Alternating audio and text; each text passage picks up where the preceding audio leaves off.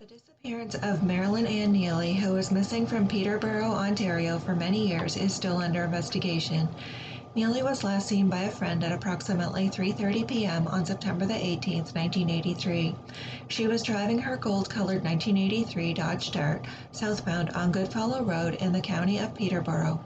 She was 33 years old and was wearing a red ski jacket, cream or yellowish pants, white sweater, and a beige cowboy boots, carrying a green soft vinyl purse with a white shoulder strap. Her vehicle was located on September the 23rd on the Five Point Trail access road northeast of Bobcaygeon and approximately 11 kilometers west of highway number 507. A group of hunters going to the hunting camp found the vehicle in their way. They pushed it out of the way and they notified the police. Inspectors searched the woods for Neely. Inspector Bueller said that ground searches were done, but the rugged terrain in the remote area made it difficult. Today, helicopters and drones with heat-seeking devices could detect traces even days after someone has died. This technology wasn't around at that time. Neely is a mother of two children and was an employee of Colacab. She was reported to be in a depressed and suicidal state. The morning after her disappearance, her family reported her missing. Four other people have vanished from the same general area north of Buckhorn in 1983. Neely has not been heard from since and no items of hers have been found. Police don't know what happened to Marilyn Ann Neely and are asking the public for any information that they may have to please come forward. We don't know specifically if there was an offense there. There may be or there may not be. Peterborough Police Inspector Lynn Bueller said in a 2015 interview about the case, "We couldn't classify it as a homicide because we just don't have the evidence to support that theory." Living the nightmare, the same as many thousands of families across the country, Anne Marie Neely can't help but feel the connection with others who have lost a loved one.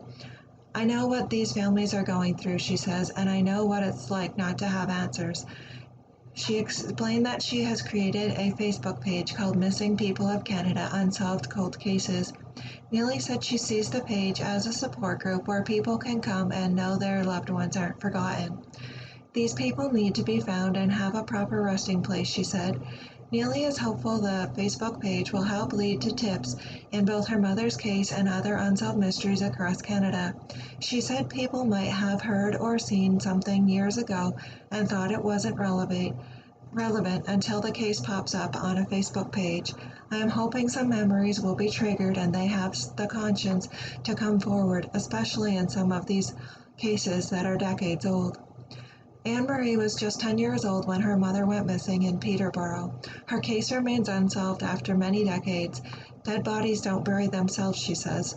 Who believes her mother, Marilyn Ann Neely, was possibly murdered many years ago? If I am not going to get the answers and we can't find my mom, let us at least help someone else and bring peace of mind for them, she says. Neely launched the page and there are many cases reaching from Victoria, British Columbia to St. John's, Newfoundland. It takes a little bit of reading and a little bit of research, but names keep popping up. I find it so shocking, she said, because there are so many unsolved cases and unfound people. It is just too odd that someone would just disappear off the face of the earth and you never hear from them again, she says. Right away, my first thought was that she was abducted and being held hostage, she recalls. Anne Marie has visited the area where her mother's car was found. The secluded location terrified her. I can't grasp she would drive herself there and be there all alone, she says.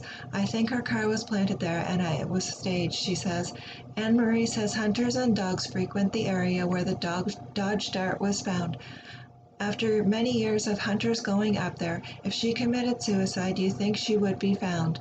She says. Anne Marie thinks her mother went to visit a friend near Catchacamo, but was told to go home. I think she went for a walk to clear her head and was in the wrong place at the wrong time, she adds. Police say there's no evidence to suggest she took her own life after notes were found that she suggested she may have committed suicide or left town to create a new life, but Anne Marie doesn't buy that theory. I don't believe she would commit suicide, she explains. Sometimes the answers are right under your nose, and that is what I feel like. We just haven't discovered what it is yet. It keeps the memory of her alive, and social media is such a powerful tool now, and all it takes is to reach that one person that may know information to help solve the case, she says. Every day I wake up in the morning and it is the first thing I think about it. It's like a puzzle and the pieces are missing. I am just trying to put it together. Marilyn Ann Neely was born on March the 18th, 1950, and is a white woman approximately 5 feet 7 inches tall, 170 centimeters, and she weighed approximately 131 pounds or 58 kilograms at the time she went missing. She has short hair to her collar with green eyes and freckles. If you have any information concerning this case, please contact Peterborough Lakefield Community Police Service at 705-876-1122 or the Ontario Provincial Police at 1-877-934-6363 in North America, or outside of North America, call 705-330-4144.